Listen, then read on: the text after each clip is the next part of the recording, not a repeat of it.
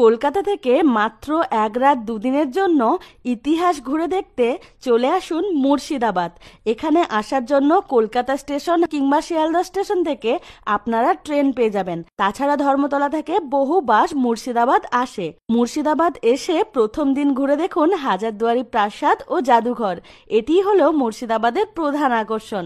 আর ঠিক তার উল্টো দিকেই রয়েছে ইমামবাড়া, তারপর কাঠগোলা বাগানবাড়ি, জগৎ সেট মিউজিয়াম, নসিপুর রাজবাড়ি, নসিপুর আখড়া, মির্জাফরের বাড়ির গেট এবং নবাব মির্জাফর ও তার পারিবারিক 1100 কবর, জীবন্ত সমাধি বা আজিমুন্নিসা বেগমের সমাধি, কাটরা মসজিদ, ফুটি মসজিদ, জাহানকোষা কামান ও মতিঝিল পার্ক। প্রথম দিন এই সমস্ত লোকেশন দেখার পরে দ্বিতীয় দিন নদীর ওপারের জায়গাগুলো ঘুরে দেখুন।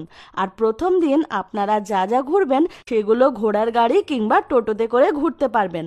দ্বিতীয় দিন নদীর ওপারে ঘুরে দেখুন খোশবাগ, শ্রী শ্রী জগবন্ধু ধাম ও শ্রী কিরিটেশ্বরী শক্তিপীঠ মন্দির। মুর্শিদাবাদে 2 দিন আমরা এই 15টি লোকেশন ঘুরে দেখেছি এবং এখানে থাকার জন্য হাজারদুয়ারির কাছে বহু হোটেল অ্যাভেলেবেল আছে। তাহলে আর দেরি কেন, ঝটপট ইতিহাসের শহর দেখতে চলে আসুন মুর্শিদাবাদ।